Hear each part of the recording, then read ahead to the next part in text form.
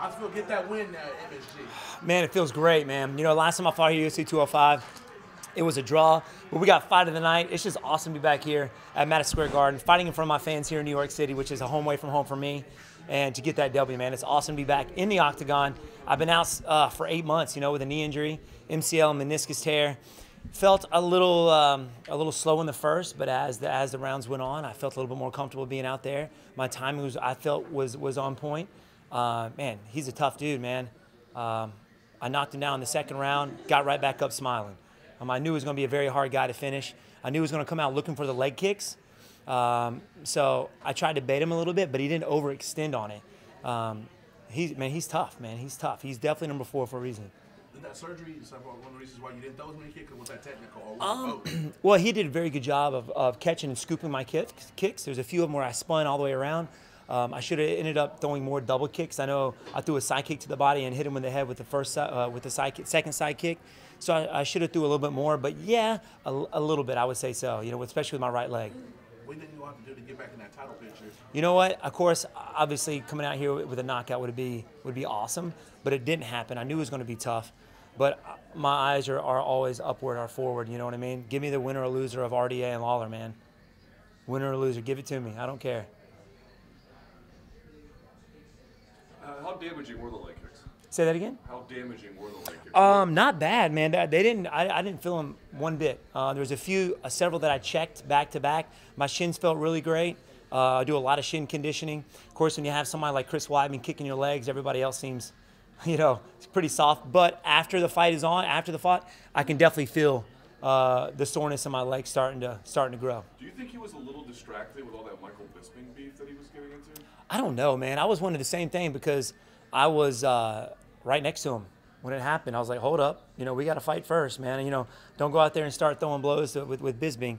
But I don't think so, man. You know, he knows the game. He does a lot of trash talking as well with his opponents. He didn't do a lot with me. I have a lot of respect for him. And if it wasn't for him, we wouldn't have this fight here right now.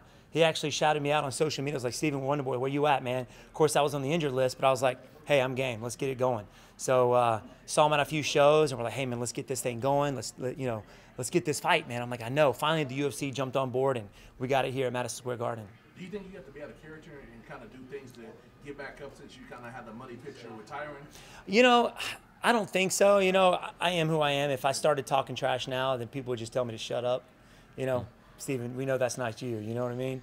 But, you know, I mean, Masvidal, I mean, he's a beast, man. He finished Cerrone in the first, should have been the first round. You know, he went all 3 rounds with Damian Maia at his best. Couldn't finish him there. I even thought he won it. I thought Masvidal won it. So, like I said, man, you know, my eyes are forward, and I'm not giving up on that title. Go ahead.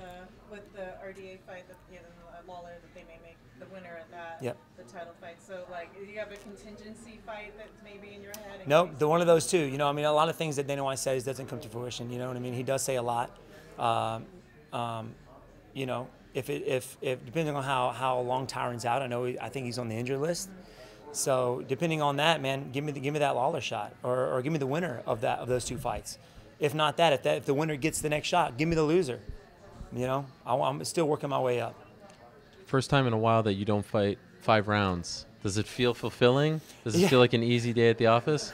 Yeah, I wouldn't say an easy day at the office, but you know, it is a little different to prepare for. I mean, with 5-minute rounds, you do have a sense of, hey, I can take some people like to take breaks up during those rounds. You know, 4th round, I want to take it easy, just stick my jab. With a 3-round fight, you know, it's like you have I think a sense of urgency, I think, in those 3 rounds to get the job done, because you only have 3 rounds to do it, you know.